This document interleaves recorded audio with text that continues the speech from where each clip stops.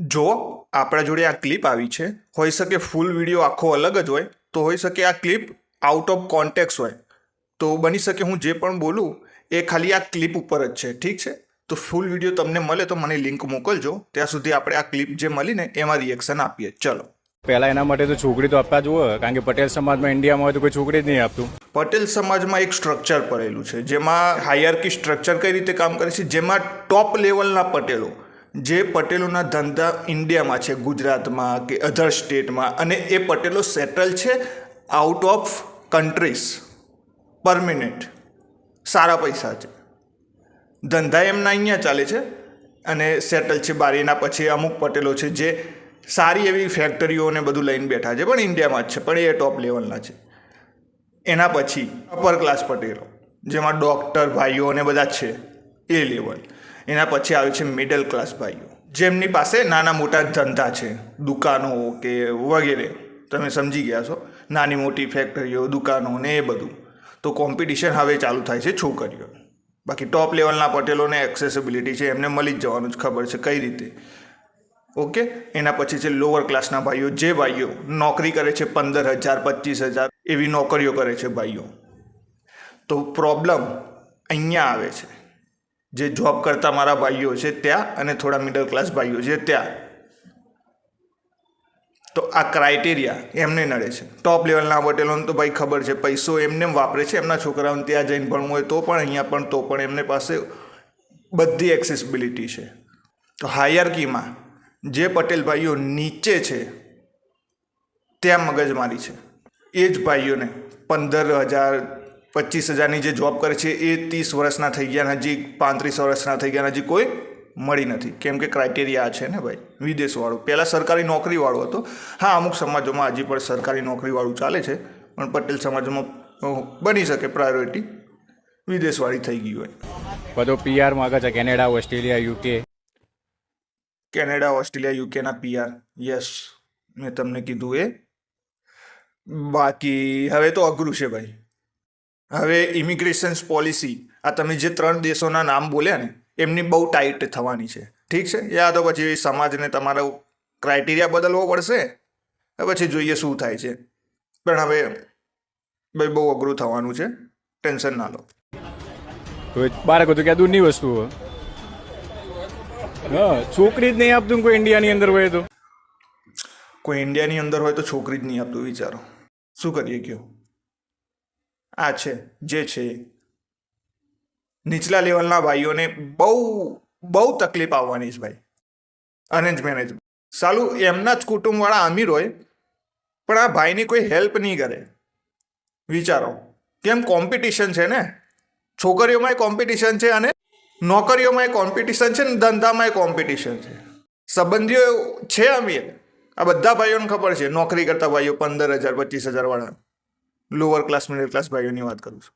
ખબર છે એમના સંબંધીઓ અમીર છે, પણ કોઈ હેલ્પ નથી કરતો. વિચારો આ ભાઈઓએ શું શું જોયું હશે. અને જ્યારે છોકરીઓની વાત આવે ને ત્યારે તો હાથ ઊંચા કરી લેતા હશે.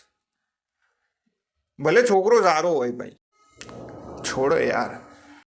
બીજી વસ્તુ કે ભાઈઓ, અરે યાર આ જ કરવાનું છે જિંદગીમાં એમ. પોતાને એક પ્રશ્ન પૂછો યાર, કે મેં કેનેડાના વિઝા લીધા લગ્ન કરવા માટે? યાર જમીન વેચી મારી, હવે તો 50 પેટી એક ખોખાના અંદર તો વાત જ નથી થતી. એટલા પૈસા નાખી દઉં છું વિઝામાં, શેના માટે યાર? લગ્ન નહીં થાય. અરે બે કેનેડા પહોંચી ગયા, સારા એવા પૈસા કમાવો છો, ભલે ગમે ત્યાં નોકરી કરતા હોય તમે, ત્યાં કે ભાઈ ખેતરમાં કે ભાઈ દુકાનોમાં, ગમે ત્યાં નોકરી કરતા હોય વિદેશોમાં, ભલે સારા પૈસા કમાવો છો, લગ્ન થઈ ગયા. હવે એક મિડ લાઈફ ક્રાઇસિસ કરીને એક આવશે તમારી ફેઝ લાઈફમાં, ત્યારે ભાઈ પોતાને અંદરથી પ્રશ્નો ઊભા થશે, ભાઈ આ જ કર્યા, ભાઈ આપણે વિદેશ આવ્યા હતા યાર, આ જ કરવા વિદેશ આવ્યા હતા યાર. લાઈફમાં ગોલ શું હતો યાર? હે, મેં શું કર્યું યાર? હું વિદેશ કેમ આવ્યો હતો? ખાલી લગ્ન કરવા માટે? બે આ ખાલી લગ્ન બે કોઈ ગોલ હોય લાઈફનો? બે ના મળે તો કંઈ નહીં યાર, પણ લાઈફમાં કંઈ ગોલ તો હશે ને યાર તમારે બધાને. 15,000 25,000ની જોબ છે, ઠીક છે, 1 લાખમાં પહોંચાડો યાર 6 મહિના રહીને. પોતાના અંદર કંઈક સ્કિલ્સ ડેવલપ કરો. માર્કેટને શું જોઈએ સ્ટડી કરો માર્કેટ યાર, નોલેજ લો બે. હવે તો ઇન્ટરનેટ સાયન્ટિફિક રિસર્ચ બધું ગૂગલમાં છે ભાઈ. ઉપરથી એઆઈ આવી ગયું, એઆઈને ક્વેશ્ચન કરો. ખેર છોકરી કેવી રીતે પટાવવાની એનાથી ઉપર કોઈ ક્વેશ્ચન નથી કરી શકતું એઆઈને. ભગવાને આવડું મસ્ત બ્રેન આપ્યું, બ્રેનનો ઉપયોગ ક્યાં થાય છે ભાઈ? કેનેડાના વિઝા લેવા પડશે, લગ્ન નથી થતા બે યાર. આ ક્રાઇટેરિયા ના હોવું જોઈએ. કોલેજમાં સાહેબો ભણાવતા હતા, નજર બોર્ડ ઉપર નથી સાઈડમાં હતી, સાઈડમાં જોઈને લાડ પાડતો સાલો. એમ નહીં કે ભાઈ ભણી ગણીને ભાઈ કઈ સ્કિલો ડેવલપ કરી હોય કે ભાઈ કોલેજના જેટલા ઇવેન્ટ્સ આવતા હોય એમાં પાર્ટિસિપેટ કર્યું હોય, કંઈક નવું શીખવાનો ટ્રાય કર્યો હોય. ના ભાઈ, ચેટિંગ કરી લઈએ ને આપણે, ટાઈમ બગાડી લઈએ. પછી જ્યારે લાસ્ટમાં આવે છે ભાઈ હવે તો વિઝા જોઈશે. હવે આ વિઝા ક્યાંથી લાવો ભાઈ? આ નવું ટેન્શન. વિઝા નહીં હોય લગન, અરે લગન નહીં થાય પાછા. લે લો, આ એક ક્રાઇટેરિયા પાછું. વિદેશ તો પહોંચી ગયા, લાઈફનો એમ શું હતો એ ખબર નહોતી. લાસ્ટમાં ખબર પડી ભાઈ લગન નતા થતા ને એટલે પહોંચી ગયા હતા. અરે યાર બહુ વિચારજો યાર, બહુ અઘરું કામ છે આ. આગળ જોઈએ. ફર્સ્ટ પ્રાયોરિટી ફોરેન આપે પટેલની અંદર. બાળકો તો કહેતું નહીં વસ્તુઓ, બધાને અંબાજીથી લાવવી પડે. નોટ યાર, અંબાજીથી લાવવી પડે યાર, આ કોઈ આન્સર નથી. પોતાના ઉપર કામ કરો ને યાર, શરીર ઉપર કામ કરો. પેટ નીકળેલા છે, બોડીનું કોઈ સ્ટ્રક્ચર નથી. રોજના 5-10 પુશઅપ્સ મારવાનું ટ્રાય કરો, બોડીનું સ્ટ્રક્ચર આવશે. સ્ટ્રક્ચર આવશે તો કપડાં પહેરશો તો અહીંયાથી જે શેપ આવશે તો પોતાને જોઈને થોડોક તો કોન્ફિડન્સ આવશે કે ઓ ભાઈ સરસ દેખાય છે યાર, શું વાત છે ભાઈ. સારું ખાવાનું ખાઓ, ખાવાનું ઇન ધ સેન્સ બુદ્ધિનું પણ. બુક્સ હોઈ શકે, તમને કોઈ ફિલ્ડમાં ઇન્ટરેસ્ટ હોય, રોકેટની ફિલ્ડ હોય, એરોડાયનેમિક્સ, મિસાઇલોમાં, એમને નોલેજ લો ને ભાઈ. મિસાઇલોમાં રસ હોય તો એમને નોલેજ લો. કઈ બાજુ યાર, ને છોકરી વાળી ગેમ રમી છે તો આખો ટોપિક અલગ છે. ખેર, એક મારે ભાઈ નવું બિઝનેસ નાખવાનો છે, આગળ વધવાનો. એવા કોઈ એમ જ નહોતા બે લાઈફમાં શું કરવાનું. કોઈ દિવસ પોતને પ્રશ્ન જ નથી કરે. એવું નથી કે છોકરી નથી, તમારા સમાજમાં છે, પણ ભાઈ ગરીબ છોકરાને છોકરી આપી હોય ને મા બાપ છે ને 2 ડગલા પાછળ જ લઈ લેવાના કે યાર ભાડે ઘર છે. અરે યાર સીટ,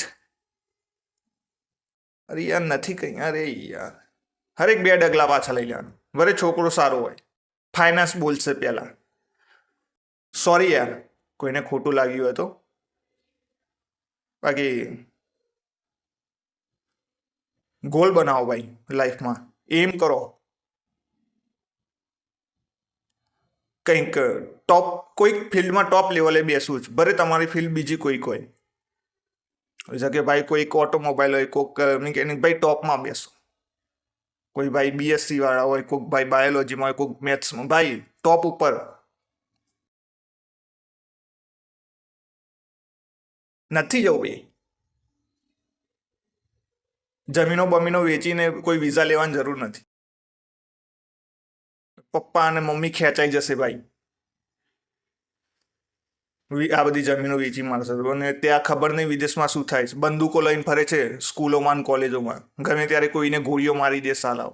સોરી, બાજુમાં ઇન્ડિયન રહે છે અને ભાઈ મારા અંદર રેસિઝમ વધારે છે, હું ભૂર્યો છું, બંદૂક કાઢીને ઇન્ડિયનને ઠાર લઈને ગોળી. છોડો યાર, વિદેશો વાળી વસ્તુઓ ઉપર તો પછી વાત કરીશું. પણ આ ચલો ભાઈ, કોઈ બાકી રહી જતું હોય તો કમેન્ટ કરજો, એના ઉપર વિડીયો લાવી દઈશું.